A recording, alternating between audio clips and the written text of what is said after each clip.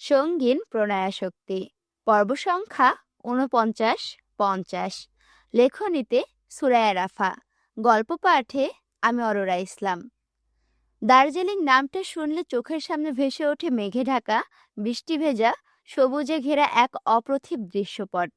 উঁচু নিচু পাহাড়, সারি সারি চা বাগান, ছোট বড় ঝর্ণা, জানা অজানা বুনো ফুল আর মেঘমল্লার আস্তরণে মুড়িয়ে থাকা এই পাহাড়ি শহরটাকে প্রকৃতি মেঘপ্রেমীদের স্বর্গরাজ্য বললে খুব একটা ভুল হবে না বইকি। দার্জিলিংয়ের আরও একটি প্রধান আকর্ষণ হলো ব্রিটিশ আমলের তৈরি সে ৮০ দশকের কয়লা চালিত টয় ট্রেন। সমুদ্র পৃষ্ঠ থেকে প্রায় ৬,৭০০ ফুট উচ্চতায় অবস্থিত এই পাহাড়ি শহরের নাম করা সুস্পষ্ট কোনো ইতিহাস নেই, তবে লোকমুখে শোনা যায় দার্জিলিং শব্দটির দার্জিলিং থেকে উৎপত্তি। দরজে মানে বজ্র, আর লিং মানে হলো দেশ। এক কথায় দার্জিলিং মানে বজ্রের দেশ। আবার অনেকের মতে ১৭৬৫-র দিকে কোনো এক লামা এদেশের মাটিতে পা রেখেছিলেন, তার নাম অনুসারে দার্জিলিংয়ের নামকরণ করা হয়। শুধুমাত্র যে দার্জিলিং তেমনটা নয়, চোখের খোরাক, মনের বাসনা মেটাতে এর পরবর্তী নর্থ সিকিম, সিটিং সবগুলো যেন প্রকৃতির বক্ষস্থল।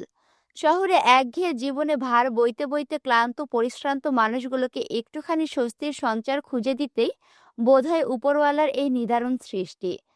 চা পল্লবে ঘেরা সুউচ্চ পাহাড়ের চূড়ায় অবস্থিত হোমস্টের যে ছোট ছোট কটেজগুলো রয়েছে, তারই মধ্যে একটি কটেজের খোলা বারান্দায় বেতের চেয়ারে, বেতের কারুকাজ করা রেলিংয়ে কনুই ঠেকিয়ে গালে হাত দিয়ে বসে আছে অরু। ওর মোহবিষ্ঠের মতো চোখ দুটো পাহাড়ি ঢাল বেয়ে নেমে আসা সারি সারি চা বাগানে নিবদ্ধ। চা বাগানের পাশ দিয়ে কলকলিয়ে বয়ে যাচ্ছে সরু ঝর্ণার বহর। কাচের মতো দেখতে ঝর্ণার সেই স্বচ্ছ পানিতে টুপটাপ ঝরে পড়ছে হাওয়ায় উড়ে আসা রং বেরঙের বুনো ফুল। সকাল সকাল মেঘের চাদরে ঢাকা পড়েছে প্রকৃতি, অথচ মাত্র এক পশলা বৃষ্টি হলো ঝমঝমিয়ে। ঝরে পড়া ক্ষুদ্র ক্ষুদ্র বৃষ্টিকণাগুলো সযত্নে ঠাঁই নিয়েছে চা পাতার গায়ে। নিয়ন সূর্যকিরণে সেই বৃষ্টির কণাগুলো ঝিল ধরেছে বারে বারে। যেন এক নজরে দেখলে মনে হবে চা পাতার ওপর কেউ সযত্নে হীরের টুকরো সাজিয়ে রেখেছে। ওরু সেই সকাল থেকে বসে বসে মুগ্ধ নয়নে দেখেই যাচ্ছে এসব। দেখতে দেখতে চোখ জুড়িয়ে আসছে, তবুও মন ভরছে না। বারবার ভাবনারা এক জায়গাতেই আটকে যাচ্ছে। প্রকৃতি এত অপরূপ কেন? দুগালে হাত দিয়ে চারিদিকে মুগ্ধ হয়ে চেয়ে আছে, নয়ন জুড়াচ্ছে অরু। আর মনে মনে ভাবছে কালকের কথা। কাল কৃতিকের সাথে অমন তাড়াহুড়ো করে ফ্লাইটে উঠে আরও এক দফা ঝাটকা খেয়েছিল অরু। অরুর পরনে তখন হালকা গোলাপি টপস আর সুতির ঘাগরা ছিল। লম্বা চুলগুলো ছিল ক্লচার দিয়ে বাঁধা। ওর পেছনে পেছনে উঠেছিল কৃতিক। ফ্লাইটে ওঠার পরেও কৃতিক এমন একটা ভাব ধরেছিল যেন আরেকটা দেশে নয়, বরং মতিঝিল থেকে হাতির ঝিল যাচ্ছে। চারিদিকের পরিস্থিতিতে একটুও মাথা ব্যথা নেই, আর না আছে কোনো হেলদোল। ফোন স্ক্রল করছে তো করছেই। ওর কাণ্ডে এক পর্যায়ে বিরক্ত হয়ে পেছনে ঘুরে ওর শুধায়, আমাদের সিট কোথায়? কৃতিক ফোন থেকে চোখ সরিয়ে আলগোসে নিজের চুলে আঙুল বোলাতে বোলাতে বলল, বিজনেস ক্লাসে। আপনি এতটুকুর মধ্যে বিজনেস ক্লাস কিভাবে ম্যানেজ করলেন? আশ্চর্য। অরুর কথায় কৃতিক নির্বিকার ভঙ্গিতে উত্তর দিল, সামনে চল, দেখতে পাবি। অরু ত্যক্ত দীর্ঘশ্বাস ছেড়ে কৃতিককে রেখে গটগটিয়ে বিজনেস ক্লাসের দিকে এগিয়ে গেল। কেভিন ক্রুদের সাহায্যে বিজনেস ক্লাস খুঁজে নেয়। দরজাটা খুলে অরু ভেতরে পা রাখার সঙ্গে সঙ্গে ভীষণভাবে চমকালো, সাথে ভয়ও পেল মারাত্মক। কারণ ওকে দেখে ভেতর থেকে এলিসা, অর্ণব, ক্যাথলিন ওরা সবাই একযোগে চেঁচিয়ে উঠে বলল, সারপ্রাইজ! অকস্মাৎ চিৎকারে হকচকিয়ে উঠল ওরও। সবাইকে এখানে এভাবে দেখতে পেয়ে মস্তিষ্কে আপাতত হ্যাং হয়ে গেছে ওর। তাই ওরও কোনো কিছু না ভেবে আবারও পেছনে ঘুরল কৃতিকের কাছে যাওয়ার উদ্দেশ্যে। তবে পেছনে ঘোরার সঙ্গে সঙ্গে একটা শক্ত ঢেউ খেলানো পুরুষালী বুকে ধাক্কা খেয়ে থমকে গেল ওরও। তাড়াহুড়ো করে মাথা তুলতে দেখতে পেল এটা কৃতিক। পরনে নেভি ব্লু হুডি আর ব্ল্যাক ওভার সাইজের ডেনিম। সামনে চুলগুলোকে সামলাতেই মাথায় আটকানো কালো টুপি, আর ঠোঁটের কোণে লেগে আছে এক রহস্যময় হাসি। ওরও ধরতে পারল না কৃতিকের এই হাসির আসল কারণ। অগত্যায় চোখ বড় বড় করে বিস্ময়ে কৃতিকের মুখের দিকে তাকিয়ে রইল অবুঝের মতো। কৃতিক ওর রহস্যময় হাসির অবসান ঘটিয়ে কাঁধ বেঁকিয়ে অরুর চোখে চোখ রেখে শান্ত স্বরে বলল, happy first honeymoon journey baby. কৃতিকের কথাতে অরুর চোয়াল ঝুলে পড়ার উপক্রম। এমন একটা আকস্মিক ঘটনায় আপনা আপনি ওর দুহাত চলে গেল নিজের মুখের ওপর। অরু একবার ওদের সবার দিকে তাকাচ্ছে, তো আরেকবার কৃতিকের দিকে। এদিক ওদিক তাকিয়ে অস্পষ্টে বলে ওঠে, তার মানে এটা প্রি প্ল্যান? কৃতিক হ্যাঁ সূচক মাথা নাড়ালে অরু পুনরায় ঠোঁট ফুলিয়ে বলে, তাহলে আমাকে ব্যাগ গোছাতে কেন বললেন না? আমি তো কিছুই নিয়ে আসিনি। কৃতিক ওর মাথায় হাত বুলিয়ে বলে, হুম, মন খারাপ করতে হবে না, সব কিনে দেব বেবি, এনিথিং নিউ। জামা কাপড়ের কথা মনে পড়তে ওরও সম্মিত ফিরে পেয়ে নিজের শরীরের দিকে চাইল। কাল রাতে ঝুম বৃষ্টিতে ওরা কোনো মতে হোমস্টেতে এসে উঠেছিল। রাতের বেলা এমন পাহাড়ি এলাকায় বৃষ্টির মাঝে কোনো দোকানপাট সবই বন্ধ ছিল, যার ফলস্বরূপ জামা কাপড় আর কেনা হয়নি অরুর। রাতে টপস খুলে গায়ে কৃতিকের হুডি চড়িয়ে ঘুমিয়েছে, আর এখনো সেইভাবে। কিন্তু এভাবে আর কতক্ষণ বসে থাকবে ও? তাছাড়া কৃতিকও তো কোনো জামা কাপড় আনেনি। জামা কাপড় তো দূরে থাক, টুথব্রাশ টুথপেস্টটা পর্যন্ত ওদের কাছে নেই। বিষয়টা বোধগম্য হতে বারান্দা থেকে বেডরুমে প্রবেশ করলো অরু। কৃতিক এখনো কমফোর্টার মুড়ি দিয়ে খালি গায়ে ঘুমাচ্ছে। বিয়ের বয়স বেশ কয়েক মাস হলেও অরু কৃতিকের একসাথে এক ঘরে রাত্রিযাপন করা হয়েছে হাতে গোনা মাত্র কয়েকবার। সেখানে কাল রাতে ওরা দুজন সত্যিকারের আর পাঁচটা স্বামী স্ত্রীর মতো একসাথে এক ঘরে এক বিছানাতে ঘুমিয়েছে। বিষয়টা অরুর চিত্তে প্রশান্তির ঝড় বেইয়ে দেয়। হৃদয় নিংড়ানো ভালোবাসাটুকু উগরে আসে বারবার। হুটহাট মনে হতে থাকে, উনি সত্যিই আমার পাশে। সত্যি অবিশ্বাস্য। অরু যে কয়েকদিন কৃতিকের সাথে ঘুমিয়েছে, ও খেয়াল করেছে কৃতিক সবসময় উপর হয়ে ঘুমায়। ওর চওড়া পুরুষালী পৃষ্ঠদেশ কখনোই কমফোর্টারের আড়ালে ঢাকা পড়ে না। বিষয়টা বরাবরই অরুর আকর্ষণ কেড়ে নিতে সক্ষম। এই লোক ঘুমের মাঝেও ম্যানলি আচরণ করে। অরু ভেবে পায় না কৃতিক এমন কেন। একটু কি কিউট হওয়া যায় না? সবসময় ডার্ক চকলেট হতে হবে? একটু একটু মিল্ক চকলেট হলে ক্ষতি কি? অরুর মন গহীনের অযাচিত প্রশ্নের উত্তর দিল না গাঢ় ঘুমে বিভোর থাকা কৃতিক। ওরও মনের ভাবনা মনে পুষে রেখে এগিয়ে গিয়ে কাঠের তৈরি তকতকে মেঝেতে হাঁটু মুড়ে কৃতিকের শিয়রে বসে পড়ে। এরপর হাত বাড়িয়ে ওর ঘাড় ছুঁই ছুঁই এলোমেলো চুলগুলোকে নিজের নরম তুলতুলে আঙুল চালাতে চালাতে আনমনে বলে ওঠে, আমার কেন যেন বিশ্বাস হচ্ছে না আপনি আমার এতটা কাছে। আপনি কি সত্যিই সেই জায়ান্ট কৃতিক, যার বিছানায় ভুল করে ঘুমিয়েছিলাম বলে আমাকে চোখ দিয়ে ভস্ম করে দিয়েছিলেন? আপনি কি সেই জায়ান্ট কৃতিক, যার সামনে একটু আওয়াজ করে কেঁদেছিলাম বলে আমাকে কনকনে ঠান্ডার মাঝে বাইরে বের করে দিয়েছিলেন? আমার তো এখনো সেই শুরু থেকে এই পর্যন্ত চোখ বন্ধ করলে মনে হয় সবটা স্বপ্ন। এত ভালোবাসা, এত আবেগ, আপনার এই মাত্রা অতিরিক্ত আসক্তি, সবকিছু আমার মতিভ্রম মনে হয় মাঝে মাঝেই। যেন এক্ষুনি ভ্রম কেটে যাবে আমার, আর আপনিও আমাকে রেখে হারিয়ে যাবেন সেই দূর ক্যালিফোর্নিয়ায়। দিন যাবে, মাস যাবে, বছর যাবে, আপনার দেখা আমি আর পাবো না সে আগের মতো। ওর মুখে শুধু নামটাই শুনবো আপনার, কৃতিককুঞ্জের ছোট সাহেব জায়ান কৃতিক চৌধুরী। কিন্তু এবার তো আমি সহ্য করতে পারবো না সেই দহন, বলুন। সত্যি বলছি, তেমনটা হলে আমি মরেই যাব। কারণ কৃতিককুঞ্জের ছোট সাহেব তো কেবলই কৃতিককুঞ্জের মালিক নয়, আমার মন, প্রাণ, আত্মা সব কিছু দখলদারি যে ওই একমাত্র তার। জায়ান কৃতিক, আপনি হরণ করেছেন আমার হৃদয়। ভালোবাসার সংজ্ঞা না জানা এক তরুণীর বুকে আপনি ভালোবাসার বিষাক্ত তীর নিক্ষেপ করেছেন, সূত্রপাত করেছেন প্রকাণ্ড জলোচ্ছ্বাসের। আর এখন আমার মনে ভালোবাসার তুফান বাঁধিয়ে দিয়ে আমার স্বপ্ন ভেঙে হারিয়ে গেলে আপনার খবর আছে। যেদিন আপনাকে খুঁজে না পাবো, সেই দিন আমিও হারিয়ে যাব অলিক আকাশে। সবচেয়ে উজ্জ্বল নক্ষত্র হয়ে ক্যালিফোর্নিয়ার রাতের আকাশে ঘুরে বেড়াবো। তখন খুঁজবেন তো আমাকে? মনে পড়বে তো আমার কথা? হুট করে স্বপ্নের মতো করে মাত্রা অতিরিক্ত ভালোবাসার উচ্ছ্বাসে এক রাশ কাতরতা ঘিরে ধরেছে অরুর হৃদয়। এতটা সুখ ওর কপালে সইবে কিনা তা নিয়েও সন্দিহান মেয়েটা। ওর কাছে জায়ান্ট কৃতিক মানে অমূল্য সম্পদ, যা না চাইতেও নিজের করে পেয়েছে। হারিয়ে যাওয়ার ভয়ে তো একটু থাকবেই। এই মুহূর্তে সেই ভয়ে জর্জরিত হয়ে টুপটাপ অশ্রুকণা বিসর্জন দিচ্ছে অরু। ক্রন্দনরত অরুর ফোপানোর আওয়াজে ঘুমের মাঝে একটু নড়েচড়ে উঠল কৃতিক। ঘুম ঘুম গলায় অস্পষ্ট আওয়াজে ডেকে উঠল অরুকে, বেবি। কোথায় তুই?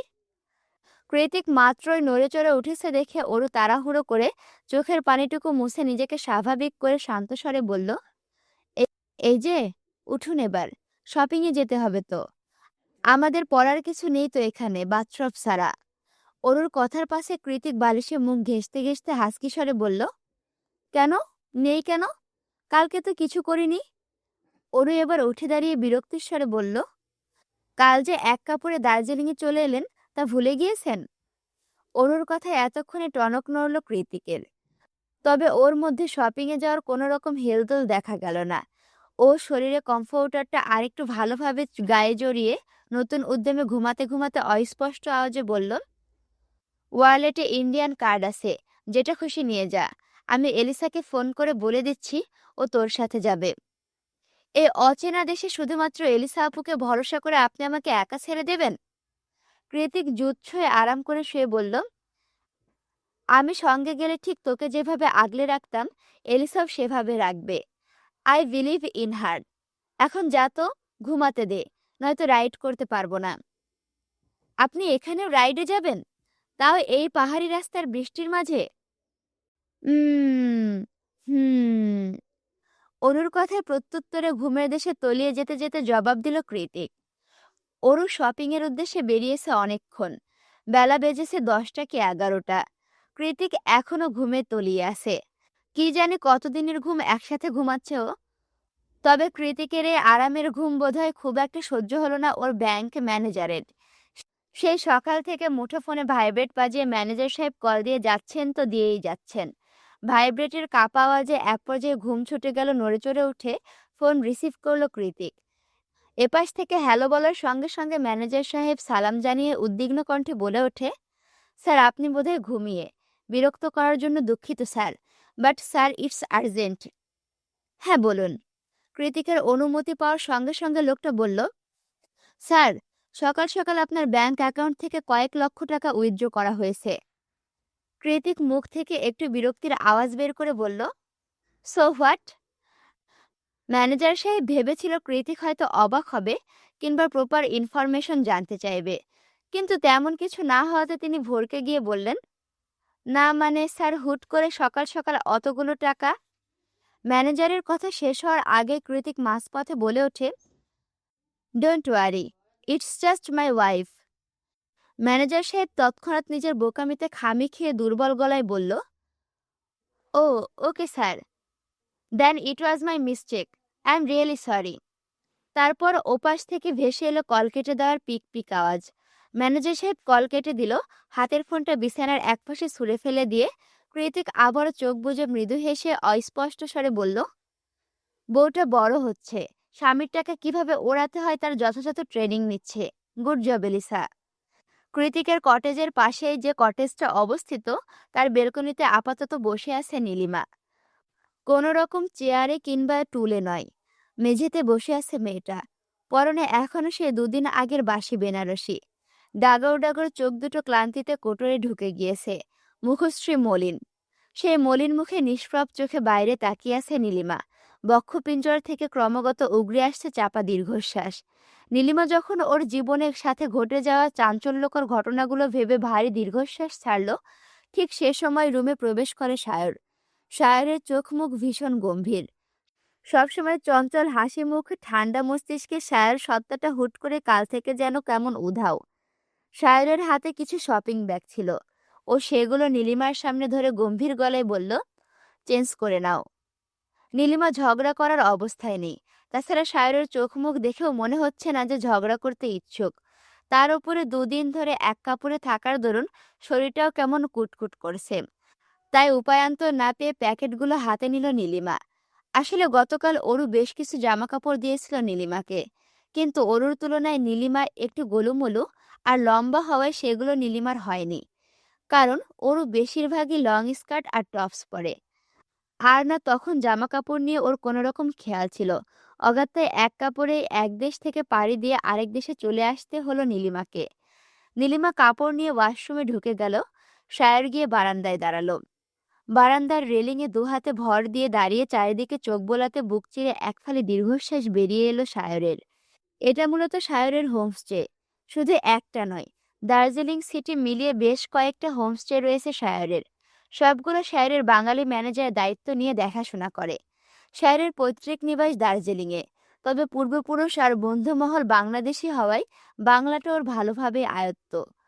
শায়রের বাবা মা নেই, বাড়িতে কাকা জ্যাঠা দুঃসম্পর্কের আত্মীয় স্বজন যারা রয়েছেন তাদের সাথে শায়রের একেবারে যোগাযোগ নেই বললেই চলে। এক কথায় বলা যায়, পুরো পৃথিবীতে একটা নীলিমা আর একটা শক্ত ভিতের মতো বন্ধুমহল ছাড়া শায়রের আপন বলতে কেউ নেই। তাই তো নিজের শহরে ফিরে নতুন বউ আর বন্ধুদের নিয়ে নিজের সবচেয়ে পছন্দের হোমস্টেতে উঠেছে শায়র। এখন শুধু অপেক্ষার পালা, শায়রের নব্য বিবাহিতা রাগিনী সবকিছুর জন্য শায়রকে আদৌ ক্ষমা করে মেনে নিবে, নাকি বাবা মার মতো সেও তার নিজস্ব পথ বেছে নিয়ে শায়রকে একা করে দিয়ে চলে যাবে। শায়রের ভাবনা সেদ ঘটে কাঠের দরজা খোলার খুটখুট আওয়াজে। সম্মিত ফিরে এলে শায়ের পেছনে তাকিয়ে দেখতে পাই নীলিমা দাঁড়িয়ে আছে, পরনে ওর কিনে দেওয়া ফ্লোরাল প্রিন্টের সুতির চুড়িদার। শায়রের পছন্দ বরাবরই অতুলনীয়, যার ফলস্বরূপ বন্ধু মহলে অগাধ বিশ্বাস, একবার শায়রের চোখে যেটাতে আটকে যায় সেটা সুন্দর হবেই হবে। সেক্ষেত্রে বলা যায় শায়রের চোখ নীলিমাতে আটকে গিয়েছিল, তাই নীলিমাও যথেষ্ট সুন্দরী রমণী। আর এই মুহূর্তে শায়রের কিনে দেওয়া জামা পরে ওকে আরো বেশি আকর্ষণীয় আর লাবণ্যময়ী লাগছে শায়রের দুচোখে। বারবার মনে হচ্ছে বাইরের অপরূপ প্রকৃতির মাঝে নীলিমাকে বসিয়ে দিলে প্রকৃতির অপার সৌন্দর্য বোধহয় ফিকে হয়ে যাবে এই শ্যামলতা তরুণীর কাছে। কি সুন্দর মেয়েটা! ফ্লোরাল চুড়িদারে চাপা গায়ের রংটাও কেমন জলজল করছে। আজকে বোধহয় নতুন করে আবারও শায়ের মুগ্ধ হলো তার রাগিনীর ওপরে। তবে মুখে টু শব্দও করল না, নীলিমার দিকে এগিয়েও গেল না, বরং চুপচাপ দাঁড়িয়ে রইল যথাস্থানে। শায়ের কোনো কথা বলছে না দেখে নীলিমা ধীর পায়ে এগিয়ে এলো। শায়েরের দিকে এগিয়ে যেতে যেতে মনে মনে ভাবছে নীলিমা, কি হলো লোকটার?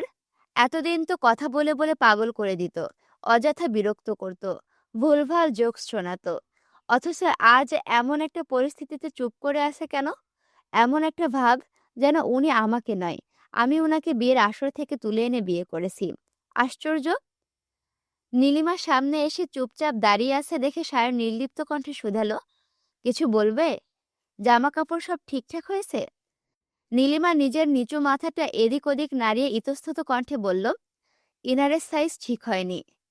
নীলিমা এত সহজে কথাটা বলে দিল যে ওর ওর কথাটা শুনে শায়রের আচমকা কাশি উঠে গেল। ও কাশতে কাশতে নিজেকে সামলে নিয়ে বলল, আসলে আমি তো জানতাম না, তাই ওইভাবে আর কি বুঝতে পারিনি। সমস্যা নেই, বিকেলে সবাই ঘুরতে যাব, তখন এক ফাঁকে কিনে দেব। আমাকে অ্যাকচুয়াল সাইজটা বলে দিও। নীলিমার সঙ্গে সঙ্গে চোখ তুলে ভুরুকুটি করে বলল, আপনি কিনে দিবেন? শায়ের কাশতে কাশতে মাথা চুলকে এদিক ওদিক তাকিয়ে বোকাদের মতো করে বলল, এখানে আমি ছাড়া কিনে দেওয়ার মতো আর কে আছে? দুহাত ভর্তি শপিং ব্যাগ নিয়ে মাত্রই হোমস্টেতে ফিরল অরু। দুপুর গড়িয়ে বিকেল হয়েছে, অথচ সূর্যি মামার দেখা নেই আজ। শহরের দিকে যাও একটু সূর্যরশ্মি চোখে পড়েছে, পাহাড়ের চূড়ায় উঠতে উঠতে সেটাও মিলিয়ে গিয়েছে।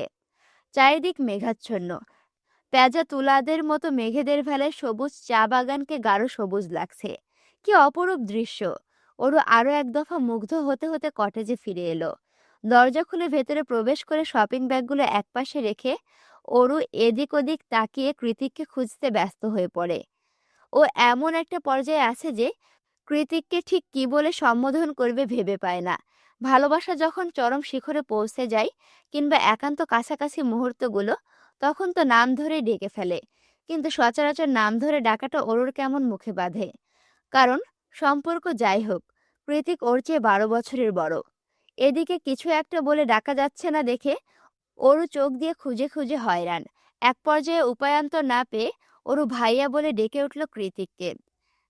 কৃতিক ভাইয়া শুনছেন? আপনি কোথায়?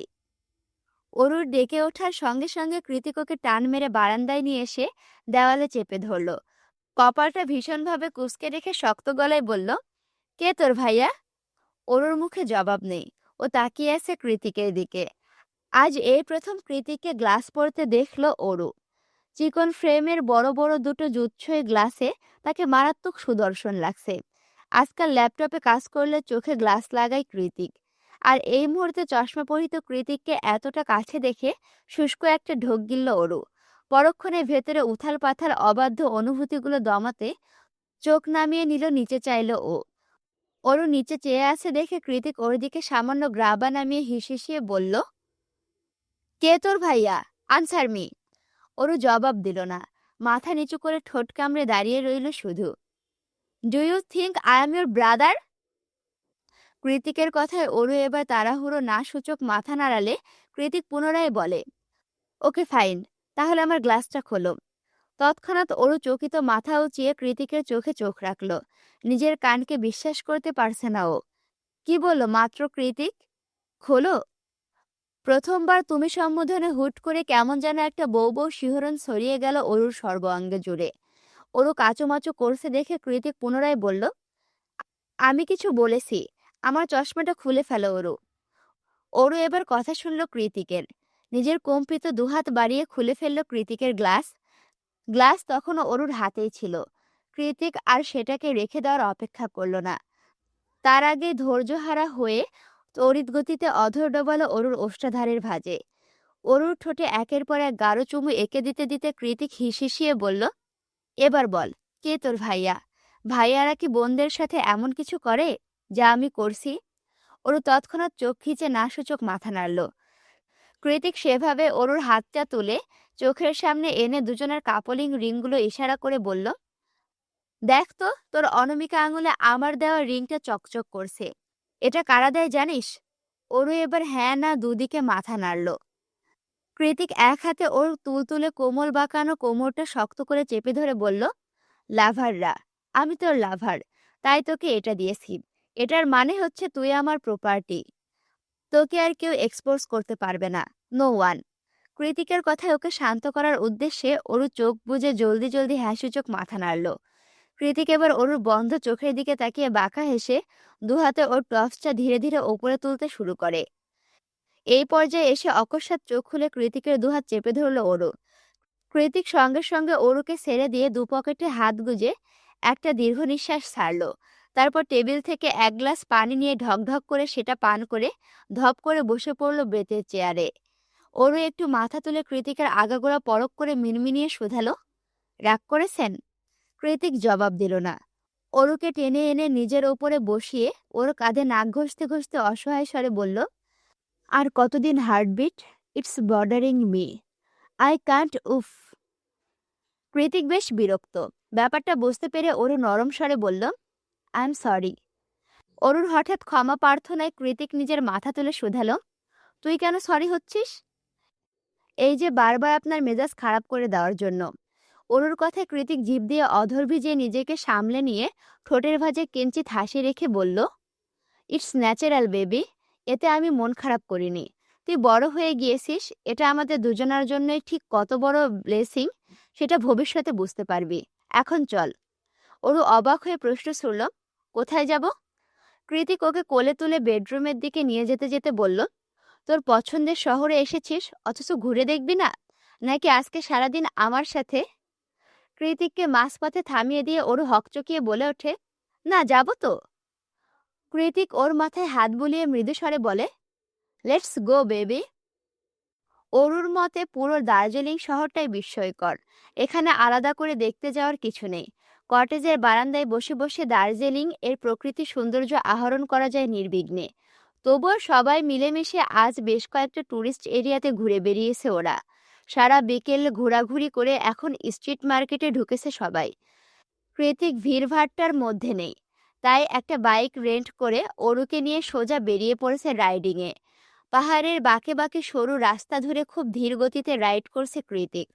পাশে না বড় বড় খাদ দেখে ওরও আবার ভয় পেয়ে যায় সেই চিন্তায়। কয়েক ঘন্টা রাইডিং শেষে ওরা যখন আবার শহরমুখী হলো, তখনই পেট্রোল নিতে পেট্রোল পাম্পে ঢুকে পড়ে কৃতিক ও অরুকে একটা জায়গায় দাঁড় করিয়ে বলল, বেবি, ওয়েট আ মিনিট, ওকে? অরু হ্যাঁ সূচক মাথা নাড়িয়ে সায় জানালো। কৃতিক গাড়িতে পেট্রোল তুলতে এগিয়ে যায়। কৃতিক যখন নিজের কাজে গভীর মনোযোগী, তখনই পেছন থেকে একজন অত্যাধুনিক গোছের সুন্দরী মহিলা রিনরিনে আওয়াজে ডেকে ওঠে ওকে, হেই জায়ান্ট কৃতিক, ওরফে মিস্টার অভদ্র। পরিচিত অপরিচিতর মাঝে ঝুলতে থাকা এক নারী কণ্ঠস্বর শুনে আস্তে করে ঘাড় ঘোরালো কৃতিক। পেছনে তাকিয়ে চোখ মুখ স্বাভাবিক রেখে স্পষ্ট কণ্ঠে জবাব দিল, ইয়েস। কৃতিক ঘাড় ঘোরানোর সঙ্গে সঙ্গে মেয়েটা আন্তরিকতা স্বরূপ শক্ত করে জড়িয়ে ধরল ওকে। কৃতিকও থতমত খেয়ে ওর পিঠে হালকা হাত ছোঁয়ালো। ওদিকে মেয়েটার কাণ্ডে চোখ বড় বড় হয়ে গেল অরুর। অধর যুগল আলাদা হয়ে গেল আপনা আপনি। দুহাত মুঠিবদ্ধ করে নিজেকে কোনো মতে সামলে নিয়ে মনে মনে বলল, ওনাকে ছেড়ে দিন আপু, উনি আমার, শুধু আমার। মেয়েটা কৃতিককে অভিবাদন সুলভ হাঁক করে। একগাল হেসে বলল, চিনতে পেরেছো হু আই অ্যাম? কৃতিক একটু চিন্তা করে বলল, শ্রাবণী রাইট? বাংলাদেশে আমাদের সাথে নর্থ সাউথে পড়তে। আর তোমার বোন তো সান ফ্রান্সিসকোতে পড়াশোনা করে, সায়নী অর সামথিং। শ্রাবণী হেসে বলল, হ্যাঁ, ও দেশে এসেছে বলে দার্জিলিংয়ে বেড়াতে আসা। বাই দ্য ওয়ে, তোমার খবর কি? সেই যে নর্থ সাউথ থেকে গ্র্যাজুয়েশনের আগেই বেরিয়ে গেলে, তারপর তো আর খোঁজই পেলাম না। কৃতিক হাতের কাজ ছাড়তে ছাড়তে বলল, এই চলছে। বিয়ে করেছো? শ্রাবণীর কথায় কৃতিক হ্যাঁসূচক মাথা নাড়িয়ে পাশ ঘুরে আঙুল দিয়ে ইশারা করে বলে, ইয়েস, মিট মাই ওয়াইফ আপ। কথার মাঝপথে আটকে গেল কৃতিক, কারণ ওরও এখানে নেই। এখানে তো দূরে থাক, পুরো পেট্রোল পাম্পের আশেপাশেও নেই। চারিদিকে চোখ বুলিয়ে কৃতিক শ্রাবণীকে তৎক্ষণাৎ বিদায় জানিয়ে বলল, আমি আসছি। শ্রাবণীর ওপর নিচ মাথা নাড়ালে কৃতিক দ্রুত চলে যায় সেখান থেকে। কৃতিক চলে যেতে শ্রাবণী কাঁদো কাঁদো গলায় বিড়বিড়ালো, আমার ক্রাশেরও বিয়ে হয়ে গেল। গাড়ি থেকে নেমে পেছন দিক দিয়ে সায়নী বলে উঠল, ওইটা আমারও ক্রাশ দি ভাই। তার চেয়েও বড় কথা, জেকে স্যারের ওয়াইফ আমার ভালো ফ্রেন্ড। শ্রাবণী দীর্ঘশ্বাস ছেড়ে বলল, আমরা মেয়েরা সবসময় রেড ফ্ল্যাগের প্রেমে পড়ি কেন বলতো? সায়নী ঠোঁট উল্টে শান্ত স্বরে বলল, হু নোজ। রাস্তার এদিক ওদিক খুঁজতে খুঁজতে অবশেষে অরুর দেখা পেল কৃতিক। ও দেখল দু হাঁটুতে মুখ গুজে ফুটপাতে বসে আছে অরু। এভাবে অরুকে বসে থাকতে দেখে কৃতিক এগিয়ে এসে বলল, কি হয়েছে, এখানে বসে আছিস কেন? তুই যে এত দূর চলে এলি, একবারও আমাকে বলে এসেছিস? তোর সাহস কি করে হলো এমন একটা অচেনা জায়গায় আমাকে না জানিয়ে এত দূর চলে আসার? কৃতিকের আওয়াজ পাওয়ার সঙ্গে সঙ্গে ওরও উঠে দাঁড়ালো। অতঃপর ওর কথায় কোনরূপ জবাব না দিয়ে এক প্রকার অগ্রাহ্য করে হাঁটা ধরলো অন্যদিকে। অরুর এহেন কাণ্ডে পেছন থেকে কৃতিক ডেকে চোয়াল শক্ত করে দৃঢ় গলায় বলল, অরু, কোথায় যাচ্ছিস? অরু যেতে যেতে জবাব দিল, আপনি থাকুন আপনার বান্ধবীকে নিয়ে, আমি চললাম। অরুর কথায় একটা চাপা দীর্ঘশ্বাস বেরিয়ে এলো কৃতিকের বুক চিরে। অতঃপর অনেকটা জিদ্দি গলায় অরুকে উদ্দেশ্য করে কৃতিক বলে উঠল, যেখানে খুশি যা, তার আগে তোকে ছাড়া কিভাবে বাঁচবো সেটা শিখিয়ে দিয়ে যা। এবার হাঁটার গতি পুরোপুরি থেমে গেল অরুর। আর এক পাও সামনে বাড়ানোর শক্তি নেই ওর। ও ওখানে আটকে পড়েছে। কৃতিকের প্রণয়াশক্তির অদৃশ্য শিকলে বাধা পড়েছে ওর পা দুটো। অরু দাঁড়িয়ে পড়েছে দেখে কৃতিক একটু একটু করে এগিয়ে গিয়ে পেছন থেকে শক্ত করে গলা জড়িয়ে ধরল অরুর। এরপর ওর কানের কাছে ঠোঁট নিয়ে হাসকি স্বরে বলল, আমায় ছেড়ে কোথায় যাবি তুই? আমি যেমন অতিরিক্ত ভালোবাসা দেই, তেমন কষ্টটাও অতিরিক্ত দেই। Mind it, heartbeat. আজকে প্রথম তাই ওয়ার্নিং দিলাম। দ্বিতীয়বার আমাকে ছেড়ে যাওয়ার কথাটা উচ্চারণ করার স্পর্ধা দেখানোর আগেই তুই শেষ। আই রিপিট, মেরে ফেলবো একদম। দুদিন ধরে ভারী বর্ষণ। দার্জিলিংয়ের সবুজ স্নিগ্ধ আবহাওয়া ভারী বর্ষণে ফ্যাকাশে রূপ ধারণ করেছে। আকাশ জুড়ে দাপিয়ে বেড়াচ্ছে বুনো মহিষের পাল। কখন দিন আর কখন রাত তা ঠাহর করা দেয়। দুদিন বৃষ্টিতে হোমস্টের কটেজ থেকে বেরোতে না পারলেও পাহাড়ের চূড়ায় মেঘেদের ভেলার সাথে খুনসুটি জমিয়ে বৃষ্টিমুখর দিনগুলো খুব একটা খারাপ কাটেনি অরুদের। ওরা কখনো একসাথে বসে মনোপলি খেলায় মেতেছে, আবার কখনো গিটারের টুংটাং আওয়াজের সাথে তাল মিলিয়ে নিঃসংকোচে গান ধরেছে একই সুরে। মুষলধারার বর্ষণ কিছুটা কমে এলে ছেলেরা তাড়াহুড়ো করে গাড়ি নিয়ে বেরিয়ে শহরের দিক থেকে খাবার কিনে এনেছে। আর মেয়েরা খুব যত্ন করে সেগুলো রান্না করে সবাইকে পরিবেশন করেছে। এক এক দেশের এক একজন মিলেমিশে যেন আস্ত একটা পরিবার ওরা। নিজেদের বউকে কিছুটা ফুসরত দিতে কখনো বা পার্সেলও নিয়ে এসেছে ছেলেরা। একসাথে মিলেমিশে গল্প, আড্ডা, খুনসুটি, দুষ্টুমি, অতঃপর দিন শেষে যার যার মতো জোড়ায় জোড়ায় ফিরছে নিজেদের জন্য বরাদ্দকৃত কটেজে। হয়তোবা ভালোবাসার মানুষের সাথে মধুর রাত্রি যাপন করতে, নয়তো মনের মাঝে দমিয়ে রাখা একরাশ কাতরতা আর হতাশা নিয়ে ঘুমের দেশে পাড়ি জমাতে। আর এভাবে পার হয়েছে দার্জিলিংয়ের ঘরবন্দি দুটো দিন। আজ সারাদিন বৃষ্টি নেই, তবে আকাশ গুমোট হয়ে ধূসর রং ধারণ করে আছে। এই তো কিছুক্ষণ দিনের ক্ষুদ্র নিয়ন আলোতে আঁধারের পর্দা টেনে দিয়ে সন্ধ্যা নেমেছে ধরণী জুড়ে। বাইরে মেঘ ডাকার গুড়গুড় আওয়াজ হচ্ছে, এক পশলা ঝুম বৃষ্টি এক্ষুনি নেমে এলো বলে। আর ভেতরে আঙুলের ভাঁজে শাড়ির কুচি ধরে কোমরে গুজতে ব্যস্ত লতানো মোহনীয় শরীরে অর্ধাঙ্গিনী সদ্য যৌবনে পা রাখা মারাত্মক এক রূপসী যুবতী। টকটকে লাল শিফনের শাড়িটা কোনো মতে পরা হয়ে গেলে ওরু ব্যস্ত হাতে আঁচল ঠিক করতে শুরু করে। প্রথমে সবসময়ের মতো আঁচলটা বাহু থেকে ছেড়ে দিলেও আজ কিভাবে যেন আঁচলটা গুটিয়ে রাখলো কাঁধের উপরিভাগে, যার দরুন এক ফালি নিমেদ কোমরের রহস্য উন্মুক্ত হয়ে রয়ে গেল।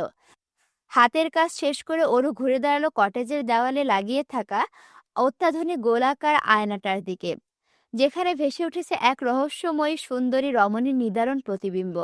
আয়নার প্রতিবিম্বতে নিজেকে সুন্দরী আবিষ্কার করে নিজে লাজুক হাসল ওরু। তারপর কাঠের টুল টেনে বসে পড়ল মাথা ভর্তি রেশমের মতো চুলগুলো আঁচড়াতে। চুলে চিরুনি চালাতে চালাতে ওরু ভাবতে লাগলো আজ সারাদিনের কথা। আজ বৃষ্টি ছিল না বলে দুদিন বাদে সবাই মিলে বেরিয়েছিল ওরা।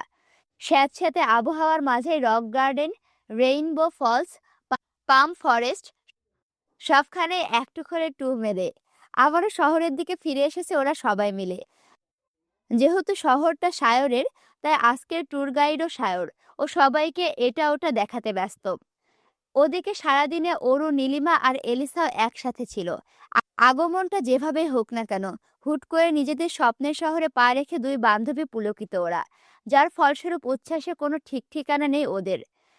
দুজন হাতে হাত ধরে হাঁটছে, তো কখনো আবার দাঁড়িয়ে পড়ে একজন আরেকজনের ক্যামেরাম্যান হয়ে ছবি তুলে দেওয়ার মোক্ষম দায়িত্ব পালন করছে। এত উচ্ছ্বাস, এত উদ্দীপনার মাঝেও কৃতিকের চোখ মুখ ছিল বিষণ্ণতায় ঘেরা। চাহনিতে ছিল অমাবস্যার মতো কালো মেঘের ঘনত্বটা।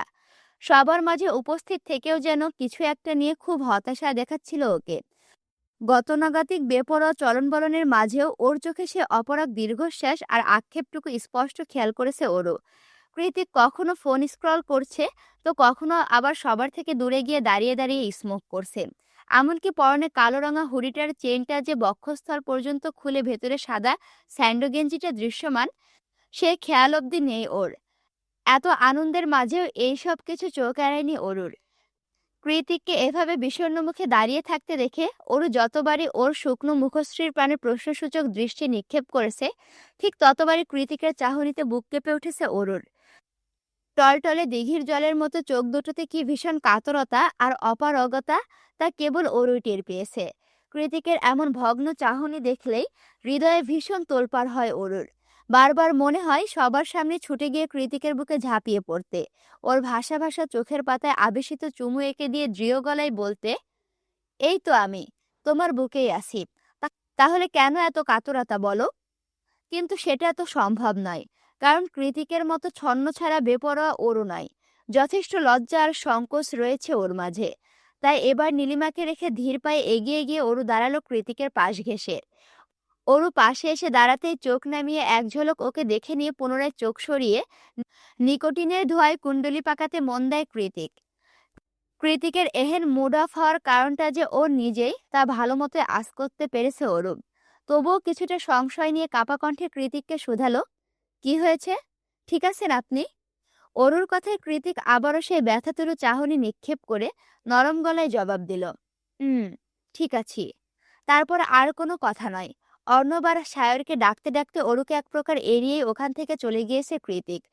এরপর সারাটা দিন অতিবাহিত হলো, অথচ দুজনার একটা বাক্য কথা আদান প্রদান হয়নি। বেখেয়ালে দুজনার চোখাচোখি হয়ে গেলেও কৃতিকের ব্যাকুল দুচোখ অরুকে ব্যথা দিয়েছে বারবার। এত আনন্দের সবটাই কেমন ফিকে লাগছে অরুর নিকট। অবশেষে সন্ধ্যা নামতে হৃদয় মাঝের একরাশ ব্যথাতরু অনুভূতি নিয়ে কটেজে ফিরেছে অরু। কটেজে ফিরে বেডরুমে প্রবেশ করে আর এক মুহূর্ত অপেক্ষা করেনি ও। দ্রুত ব্যস্ত হয়ে পড়েছে কৃতিকের জন্য নিজেকে সর্বোত্তম সাজে সজ্জিত করার কাজে। বাইরে ঝিরিঝিরি বৃষ্টি হচ্ছে। বৃষ্টির ফোঁটার ঘনত্ব কম, তাই গায়ে লাগছে না মোটে। ঝিরিঝিরি বৃষ্টির মাঝে পাহাড়ের চূড়ায় হোমস্টের ফ্রন্ট ইয়ার্ডের কাঠের প্রাচীর ঘেঁষে দাঁড়িয়ে আছে অর্ণব, সায়র আর কৃতিক। তিনজনের হাতে একটা করে সিগারেটের শলকা। ওদের নিঃশ্বাসের তালে তালে অন্ধকারের মাঝে সেই শলকাগুলো জ্বলছে আবার নিভে যাচ্ছে। নিকষ আধারে পাহাড়ের ঢালে একাত্রে চোখ বুলিয়ে নিয়ে অর্ণব দৃষ্টি নিক্ষেপণ করে সায়রের দিকে। সায়র তখনও নির্লিপ্ত চোখে কালো মেঘাচ্ছন্ন আকাশের পানে চেয়ে আছে। সে সময় অর্ণব হাত বাড়িয়ে ওর পিঠ চাপড়ে বলে ওঠে, নীলিমাকে উঠিয়ে নিয়ে এলি ভালো কথা, এবার কি করবি? কিছু ঠিক করেছিস? সায়র হ্যাঁ সূচক মাথা নাড়িয়ে বলল, ভিসা পাসপোর্টের প্রসেস চলছে, কাজ হলে ওকে নিয়ে ফিরে যাব। আর তোর পুরান ঢাকাইয়া শ্বশুর? অর্ণবের কথায় সায়র কিছুটা ভেবে ঠোঁট কামড়ে মৃদু হেসে বলল, আমার মনে হয় না নীলিমা যতটা ভয় দেখিয়েছে শ্বশুর আব্বা অতটাও ডেঞ্জারাস। কিছুদিন হয়তো রেগে মেগে বাঁশ হাতে এদিকে ওদিকে ঘুরে বেড়াবে, তারপর সব ঠিক হয়ে যাবে। চিল ব্রো। অর্ণব ফুস করে একটা দীর্ঘশ্বাস ছেড়ে বলল, তাই তো অলওয়েজ চিল। শ্বশুরের বন্দুকের সামনে দাঁড়িয়ে বলিস চিল আব্বাজান। এত চিল কই পাস?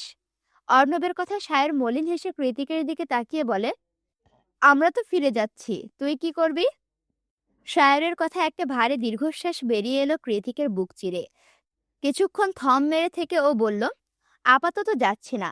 কোম্পানির অনেক কিছু এখনো আয়ত্তে আসেনি। সবকিছু বুঝে উঠতে আরো বছরখানেক সময় লেগে যাবে। তারপর না হয় ফিরে যাব।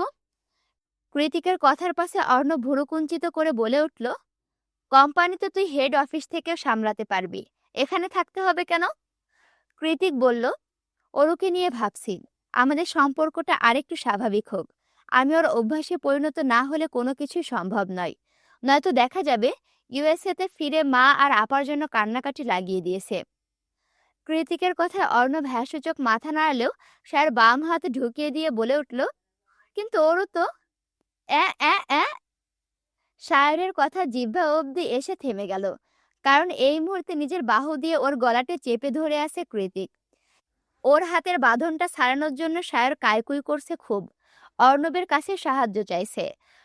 অথচ অর্ণবও মিনমিনিয়ে হাসছে আর স্মোকিং করছে।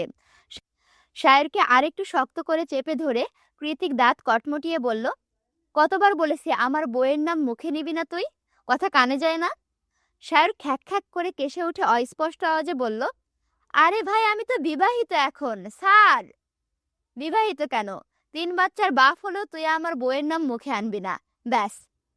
কৃতিকের কথায় শায়র এবার বিরক্ত হয়ে বলল, এমন ভাব করছিস যেন আমার মুখে জীবাণু লেগে আছে। আমি তোর বইয়ের নাম মুখে নিলেই ফোসকা পড়বে। হ্যাঁ পড়বে, 100 বার পড়বে, কারণ তুই পুরোটা একটা মহা হারামি। আজ থেকে তোর নাম রাখা হলো শায়র ভাইরাস। আর আমি একদমই চাই না আমার ওইটুকুনি বউটা তোর ভাইরাসে আক্রান্ত হোক। দূর হ শালা। কথা শেষ করে শায়রকে ধাক্কা মেরে কাদার মধ্যে ফেলে দিল কৃতিক। তা দেখে অর্ণব না চাইতেও মুখ ফসকে হো হো করে হেসে দিল। কৃতিকও নতুন উদ্যমে সিগারেট ধরে মিটিমিটি করে হাসি সংবরণ করছে। যথাসাধ্য চেষ্টা করেও মুখের আদলে গম্ভীর ভাবটা ধরে রাখা যাচ্ছে না কিছুতেই। ওদের দুজনের এহেন কপটতা আর ষড়যন্ত্রকারীর ন্যায় আচরণ দেখে শায়র কাদা ছাড়িয়ে উঠতে নিয়ে আবারও পিছলে পড়ে গিয়ে ঠোঁট উল্টে বলল, শালা মির্জাফরের দল, তোদের কোনোদিনও ভালো হবে না। বইয়ের হাতে সকাল সন্ধ্যা উত্তম মাধ্যম খাবি তোরা। এই আমি অভিশাপ দিলাম। ঘড়ির কাঁটার টিকটিক আওয়াজ জানান দিচ্ছে রাত তখন 12টা বেজে 1। বাইরে ঝিমঝিমিয়ে বৃষ্টি শুরু হয়েছে। হোমস্টের পুরো এরিয়াতে বিদ্যুৎ নেই, যার দরুন তিমিরে ঢাকা পড়েছে পাহাড়ি এই নির্জন বসতিটা। ওরু হাত বাড়িয়ে আলগোছে একটা চার্জার লাইট জ্বালিয়ে দিয়েছে। এখন কিছুটা আলোকিত চারিপাশ। বজ্রপাতবিহীন শান্ত কোমল বাড়িধারা, তাও দমকা হাওয়ায় বৃষ্টির ছাট এসে ভিজিয়ে দিয়ে যাচ্ছে কটেজের তকতকে মেঝে। তাই ওরু এবার হুড়মুড়িয়ে এগিয়ে গিয়ে ব্যস্ত হাতে হাট করে খুলে রাখা জানালাটা বন্ধ করে দিল। ওরু যখন রিনঝিন চুরি বাজিয়ে দ্রুত হস্তে জানালা বন্ধ করছিল, ঠিক তখনই অন্য পাশ দিয়ে চুল থেকে বৃষ্টিকণা ঝেড়ে সরাতে সরাতে এক প্রকার ছুটে রুমে প্রবেশ করে কৃতিক। রুমে এসে আফসা আলোয় অরুকে না দেখতে পেয়ে গলা ছেড়ে ডেকে উঠে বলল, অরু। কৃতিকের আওয়াজ পেয়ে অরু তাড়াহুড়ো করে নিজের শাড়িটা ঠিকঠাক করে চুলগুলো আরেকটু ভালো মতো পরিপাটি করে হাতে একটা রেড ভেলভেট কেক নিয়ে এগিয়ে গেল মেইন ডোরের দিকে। কৃতিক এখনো একই জায়গাতে ঠায় দাঁড়িয়ে আছে। অরু এগিয়ে গিয়ে কৃতিকের মুখোমুখি হয়ে দাঁড়িয়ে ওর সামনে কেকটা বাড়িয়ে দিয়ে একগাল হেসে বলল, হ্যাপি বার্থডে হাজব্যান্ড। জন্মদিনের অনেক অনেক শুভেচ্ছা আপনাকে। মোমবাতিটা নিভে যাবে, ঝটপট কিছু উইশ করে ফেলুন। আমার আর কিছু চাওয়ার নেই। কৃতিকের দু চোখে তখন জ্বলজ্বল করছিল এক টুকরো মোমবাতির নিয়ন অগ্নিশিখা, অথচ কেকের দিকে ওর কোনো রকম নজরই নেই। মাদকতার অনলে ডুবে যাওয়া ঘোর লাগা দুটো চোখ আটকে আছে অরুর কাজল কালো চোখে। কৃত্রিম উপায়ে রঙিন করা রোজি দুটো ফিনফিনে ঠোঁটের ভাঁজে, আর তারপর সে আকর্ষিত এক ফালি নিমদ বাঁকানো কোমর, যা কৃতিকের সুস্থ সবল মস্তিষ্কটাকে অচল বানিয়ে দিতে সক্ষম। আর সেই ঘোরের মাঝে অস্পষ্টে কথাটা বলে ওঠে কৃতিক। কৃতিকের কথার পাশে অরু সভুরু কুঞ্চিত করে বলল, কিছু চাওয়ার নেই মানে? এ আবার কেমন কথা? অরুর কথার জবাব দিল না কৃতিক, উল্টে অরুর আগাগোড়া ইশারা করে ওকে প্রশ্ন সুরে হাসকি স্বরে বলল, is it my birthday present baby? Aru জবাব দিল না, তীব্র সংকোচে মাথাটা নিচু করে ফেলল তৎক্ষণাৎ। মৌনতা সম্মতির লক্ষণ, সেটা ভেবে বাঁকা হাসি খেলে গেল কৃতিকের ঠোঁটের আগায়। ও আচমকা হাত থেকে কেকটা রেখে অরুকে ছো মেরে নিয়ে চলে গেল কটেজের ছাদ খোলা বারান্দায়। সঙ্গে সঙ্গে আকাশ ফুটো হয়ে পতিত বৃষ্টিকণা এসে ভিজিয়ে দিল অরুর সর্বাঙ্গ। সুন্দর শাড়ি, সাজগোজ, লম্বা চুল সবকিছু ধুয়ে মুছে স্নিগ্ধতায় ছেয়ে গেল ওর সমগ্র মুখমণ্ডল। Heartbeat, you looks pretty. ব্যাস এতটুকুই। আর কোনো কমপ্লিমেন্ট দেওয়ার প্রয়োজন বোধ করল না কৃতিক, বরং কোনোরূপ কথাবার্তা ছাড়াই দুহাতে অরুর কোমরটা শক্ত করে চেপে ধরে ওর গলার মাঝে হুট করে দাবিয়ে দিল নিজের মুখটা। প্রতিফলিত তীব্র আক্রোশের ন্যায় এক নাগারে গাঢ় চুম্বনে দিশেহারা করে দিচ্ছে অরুকে। কৃতিকের এমন আক্রোশ দেখে এক পর্যায়ে অরুর মনে হচ্ছে ওকে কোনো রক্তচোষা চেপে ধরেছে। এক্ষুনি নিজের লাল চোখ আর সূচালো দাঁত বের করে শরীরে সবটুকু রক্ত এক নিঃশ্বাসে শুষে নিয়ে যাবে সে, আর অরু পড়ে রইবে একটা নিথর রক্তহীন মানবী হয়ে। বিষয়টা ভাবতে অরুর গায়ে কাটা দিল। রাতের আধারে বৃষ্টির মাঝে কৃতিকের এহেন অতিরিক্ত উত্তেজনা দেখে কিছুটা ভীত হয়ে পড়ল মেয়েটা। তাই ওকে নিজে থেকে সরানোর খুব জোর চেষ্টা করে কম্পিত গলায় অরু বলল, আরে অন্তত কেকটা তো কাটুন। কৃতিক অরুকে এক ঝাটকায় পেছনে ঘুরিয়ে ওর পোশাকে লাগোয়া ফিতাটা মুখের সাহায্যে টেনে খুলতে খুলতে হিসিয়ে বলল, সব পরে খাবো। তার আগে মাঝপথে থেমে গেল কৃতিক। দু কদম পিছিয়ে গিয়ে সন্দিহান গলায় অরুকে বলল, বেবি, এখন অন্তত এটা বলিস না যে তুই ফিট নেই এখন তোর। আবারও থেমে গেল কৃতিক। ভেতরের অস্থিরতাটা দমাতে চোখ বন্ধ করে রইল কিছুক্ষণ। অরুর পৃষ্ঠদেশ উন্মুক্ত, ক্ষুদ্র বৃষ্টিকণাগুলো নিঃসংকোচে ঠাঁই নিয়েছে সেথায়, অথচ আলো পিছতে যাওয়ার মতোই মসৃণতা তার। এতক্ষণে তো অরু ডুব দিয়েছিল অজানা এক ঘোর লাগা শিহরণে, আর এখন এত ঠান্ডার মাঝে চোখ মুখ গরমে জ্বলে যাচ্ছে ওর। তবুও কৃতিককে আশ্বস্ত করে সামান্য ঘাড় ঘুরিয়ে হ্যাঁ সূচক মাথা নাড়ালো অরু। কৃতিক ওর হ্যাঁ এর মানে বুঝতে পেরে দৃঢ় কণ্ঠে বলে উঠল, এভাবে যন্ত্রণা না দিয়ে মুখে বল, জাস্ট ইউজ ইউর ওয়ার্ড। কৃতিকের ধমকে অরু কেঁপে উঠে নরম গলায় রিনরিনিয়ে বলল, ঠিক আছে। অরুর কথাটা বলতে যতক্ষণ, তার পরক্ষণে ঝড়ের গতিতে ওকে পুনরায় কাছে টেনে নিল কৃতিক। দিন শেষে আরও একবার অরুকে সহ্য করতে হলে এই বেপরোয়া খামখেয়ালি লোকটার উন্মাদনায় মত্ত মাত্রা অতিরিক্ত ভালোবাসাময় এক দিশেহারা ঝড় তুফানের রাত, যা ওর নিকট চিরস্মরণীয়। বেলা বেজেছে অনেক, তবে চারিদিকে চোখ বোলালে মনে হচ্ছে মাত্রই ভোর হলো। মেঘের চাদরে ঢেকে আছে প্রকৃতি, বৃষ্টি হচ্ছে দফায় দফায়। তার মাঝে বাইকার জ্যাকেট আর লেদার প্যান্ট পরে ফ্রন্ট ইয়ার্ডে দাঁড়িয়ে দূরবীনের সাহায্যে কাঞ্চনজঙ্ঘা পাহাড় দেখার চেষ্টা করছে কৃতিক। অরুর মাত্রই ঘুম ভেঙেছে, পরনে এখনো কৃতিকের হুডি। সেভাবে একজোড়া হলো কিটি পায়ের চড়িয়ে কটেজ থেকে বেরিয়ে এলো ও। ফ্রন্ট ইয়ার্ডে কৃতিককে দেখতে পেয়ে চোখ ডলতে ডলতে কৃতিকের পাশ ঘেঁষে দাঁড়িয়ে পড়ে অরু। অরুর আগমন টের পেয়ে দূরবীন থেকে চোখ সরিয়ে ওর কপালে শব্দ করে চুমু খেল কৃতিক। অতঃপর মাথায় হাত বুলিয়ে বলল, গুড মর্নিং বেবি। আদুরে বিড়াল ছানার মতো দুহাতে কৃতিককে শক্ত করে আগলে ধরে আহ্লাদি গলায় অরু বলল, গুড মর্নিং, কিন্তু কোথায় যাচ্ছেন? রাইডিংয়ে। কৃতিকের কথায় অরু হকচকিয়ে উঠল। ঘুমের ঘোর কেটে গেল তৎক্ষণাৎ। শটান হয়ে দাঁড়িয়ে উদ্বিগ্ন গলায় অরু বলল, পাগল আপনি? এই বর্ষায় কেউ রাইডিংয়ে যায়?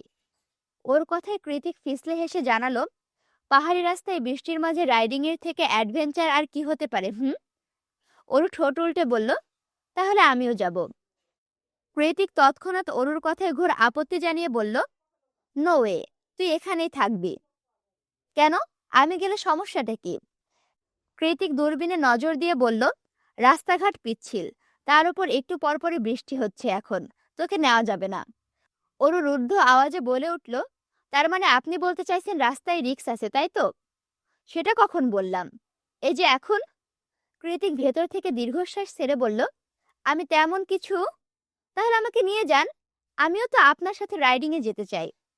কৃতিকের কথার মাঝে চট করে কথাটা বলে ওঠে অরু। কৃতিক ওকে চোখ পাকিয়ে কিছুটা গম্ভীর গলায় বলল, জিদ করছিস কেন?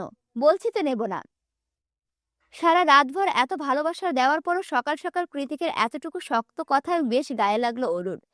অরু হলফ করে বলতে পারে, রাতে কৃতিক আর এখন কৃতিকের মাঝে আকাশ পাতাল ব্যবধান। কেন যেন না চাইতো অভিমানে অশ্রুজলে টলটল করে উঠল ওর দু চোখ। অরুর চোখের পানির ব্যাপারটা বোধগম্য হতে কৃতিক দ্রুত হাসতে ওর বুকে টেনে নিয়ে বলল, কাঁদছিস কেন বেবি? এখনো শরীর খারাপ লাগছে? Pain killer নিয়েছিলি? অরু ফুপিয়ে উঠে বলল, আমাকেও নিয়ে যান প্লিজ, আমিও আপনার সাথে যেতে চাই। অরুর অসহায় আবদারের কাছে চরমভাবে হেরে গিয়ে একটা তপ্ত অপরাধ নিঃশ্বাস ছাড়ল কৃতিক। অতঃপর ওর মাথায় হাত বুলিয়ে বলল, ঠিক আছে নিয়ে যাব, তবে আমার মতো leather suit, gloves, safety pad সবকিছু পরতে হবে। বল রাজি? কৃতিকের কথার পাশে অরু মুচকি এসে জোরে জোরে মাথা ঝাঁকালো।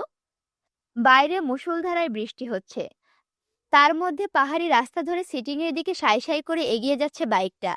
কৃতিক খুব সাবধানে স্পিডোমিটারে গতি কমিয়ে বাইক রাইড করছে, যা অরুর কাছে প্রচন্ড বোরিং লাগছে। বাইকে বসে ঠেলা গাড়ির ফিল নিতে হচ্ছে। এক পর্যায়ে বিরক্ত হয়ে অরু কৃতিকের দিকে ঝুঁকে গিয়ে বলল, এত আস্তে চলছে কেন বাইকটা? আপনি না রাইডার? এই আপনার রাইড? আবার আমাকে দিয়ে সেফটি প্যাডও পরিয়েছেন। হুহ।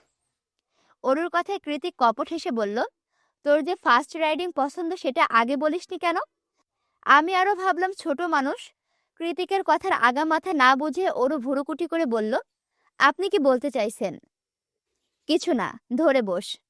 কৃতিকের কথা মতো ওর কাঁধে রাখা নিজের হাতের বাঁধনটা জোরালো ধরতে স্পিডোমিটারের গতি দ্বিগুণ বাড়িয়ে ফেলল কৃতিক। সচকিত চোখে রাইড করতে করতে সামনের লুকিং গ্লাসে তাকিয়ে ওরুকে শুধালো, আর ইউ ওকে বেবি?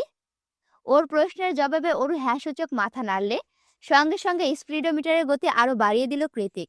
এবার অরু আর তাল সামলাতে না পেরে আচমকা পড়ে গেল কৃতিকের পিঠের ওপর।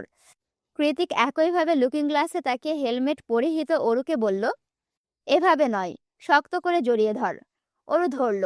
এরপর আর কোনো কথা নয়, দুজনে চুপচাপ একটা লং রাইডিং উপভোগ করতে লাগলো পুরোটা সময় ধরে। এতক্ষণ একইভাবে বসে থাকায় অরুর বেশ সাহস বেড়েছে। ও হুটহাট করে দুহাত মেলে দিচ্ছে মুক্ত নিরে হারা পাখির ন্যায়। অরুকে চুপচাপ রাইডিং উপভোগ করতে দেখে কৃতিক ওকে বলল, baby, how is it? Aru মুক্ত বাতাসে দুহাত মেলে দিয়ে চোখ বন্ধ করে প্রশান্তির নিঃশ্বাস ছেড়ে বলল, দারুণ। আমাকে এভাবে প্রশান্তির সাগরে ভাসিয়ে দেওয়ার জন্য হলেও আপনার আয়ু বাড়ুক, আমার সব আয়ু আপনার হোক। অরুর কথাটা বলার সঙ্গে সঙ্গে বাইকের ব্রেক কষল কৃতিক। হঠাৎ করে ব্রেক কষে অরু কিছুটা ঘাবড়ে গেল। ও ভাবছে কোন কথায় আবার চটে গেল কৃতিক। তাই একটু ইতস্তত গলায় বলল, কি হয়েছে? কিন্তু না, অরুর ভাবনার সঙ্গে সঙ্গে বাস্তবের কোনো মিল হলো না। আজ বোধহয় কৃতিক পণ করে নিয়েছে, কোনো কিছুতেই রাখবে না সে। তাই সেই মোতাবেক অরুকে আঙুলের ইশারা দিয়ে একটা স্থানীয় টং দোকান দেখিয়ে বলল, বেবি, চা খাবি? আমি খেতে পারি, কিন্তু আপনি তো সচরাচর চা খান না। অরুর কথায় কৃতিকর কপালে আঙুলের টোকা দিয়ে বলল, তোর জন্য সব খেতে পারি আমি, ইভেন ডাস্টবিনে ফেলে দেওয়া খাবারও। কৃতিকের কথাটা চট করে অরুর কাছে পরিচিত শোনালো। তবে কোথায় এমন কিছু হয়েছে বিষয়টা ভাবতে গিয়েও বেশি দূর এগোতে পারল না ও। তার আগে কৃতিক টেনে টুনে নিয়ে চায়ের দোকানে ঢুকলো। চা পান করে নতুন উদ্যমে আবারও বাইক নিয়ে এগিয়ে যায় স্বগতিতে। দুপুরের দিকে বৃষ্টিটা একটু থেমে গেলেও এখন বিকেলে বাড়ার সাথে সাথে পুনরায় বৃষ্টির গতি বেড়েছে। অরুর তাতে কোনো ধরনের মাথা ব্যথা না থাকলেও কৃতিক কিছুটা চিন্তিত। পাশে না আবার ঠান্ডা লেগে যায় দুজনারই। কৃতিক চুপচাপ রাইড করছে দেখে অরু পেছন থেকে ওর গলা জড়িয়ে ধরল। আর কত দূর? কৃতিক ওর প্রশ্নের জবাব না দিয়ে বলল, এভাবে কাছে আসছিস কেন? কন্ট্রোল হারিয়ে ফেলবো তো। তারপর যখন তখন অ্যাক্সিডেন্ট।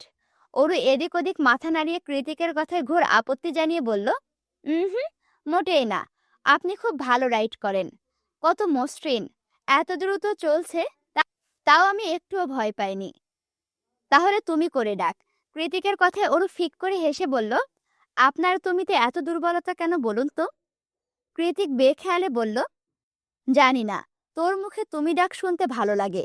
মনে হয় দুনিয়াতে আমার আপন কেউ আছে। আমি তার প্রয়োজন নই, কেবল প্রিয়জন। তুমি। কৃতিকের কথা শেষ হতে না হতে রিনরিনে আওয়াজে ভেসে এলো অরুর দিক থেকে। কৃতিক দুচোখ বন্ধ করে প্রশান্তি নিঃশ্বাস ছেড়ে হাসকি স্বরে বলল, আবার বল। অরু কৃতিকের গলাটা আরো শক্ত করে জড়িয়ে ধরে ফিসফিসিয়ে বলল, তুমি তুমি তুমি তুমি তুমি, শুধু আমার জেকে। অরুর মুখে এতবার তুমি ডাক শুনে পুলকিত কৃতিক। তাই ও ঘাড়টা সামান্য ঘুরিয়ে অরুকে কিছু বলতে যাবে, তার আগে কিছু একটা নজরে আসতে অকস্মাৎ চোখ দুটো বড় বড় হয়ে গেল অরুর। ও দেখল বৃষ্টির মাঝে ফাঁকা রাস্তা পেয়ে হুট করে কোথা থেকে যেন রং সাইড দিয়ে একটা কাবার্ড ভ্যান ঢুকে পড়েছে মাঝ রাস্তায়, যার দূরত্ব ওদের থেকে মাত্র কয়েক সেন্টিমিটার বা তারও কম। অরু চোখ বড় বড় হয়ে গিয়েছে। কৃতিক সামান্য ঘাড় ঘুরিয়ে হেলমেটের ওপর থেকে অরুর গালে আলতো চুমু খেলো। তৎক্ষণাৎ চেঁচিয়ে উঠল অরু, দেখে। অরুর কথায় কৃতিক আচমকা সামনে তাকিয়ে শরীরে সর্বশক্তি প্রয়োগ করে হার্ট ব্রেক কষল। কিন্তু তার আগে পিচ্ছিল রাস্তা আর কাবার্ড ভ্যানের ধাক্কায় মিলেমিশে বিশাল দেহি বাইকটা দুটো মানুষের সহ ছিটকে পড়ল পাহাড়ি রাস্তার খাদে। চোখের সামনে প্লাস্টিকের খেলনার মতো একটা বাইক ছিটকে পড়েছে দেখা মাত্রই কাবার্ড ভ্যানটা দ্রুত গতিতে প্রস্থান করলো সেখান থেকে। তার পরবর্তী মুহূর্তটা একদম শুনশান নীরব, যেন আশেপাশে কিছুই ঘটেনি। লোকালয় ছাপিয়ে এই জায়গাটা বেশ অনেকটা দূরে অবস্থিত, তাও পাহাড়ের ঢাল। বৃষ্টি হওয়ার দরুন মানুষ তো দূরে থাক, একটা কাকপক্ষীও নেই আশেপাশে। রাস্তা দিয়ে তখনও সরোবরের ন্যায় কলকলিয়ে বয়ে যাচ্ছিল জলের ধারা। সেই জলের ছাট চোখে মুখে আশ্রে পড়তে কেঁপে উঠল কৃতিক। শক্ত পাথরখণ্ড লেগে ওর হেলমেটটা দুভাগ হয়ে গিয়েছে। ওর তখন কৃতিকের বুকের মাঝে চেতনাহীন হয়ে শুয়ে আছে। কিভাবে কিভাবে যেন বাইকটা হাত থেকে ছুটে গেল।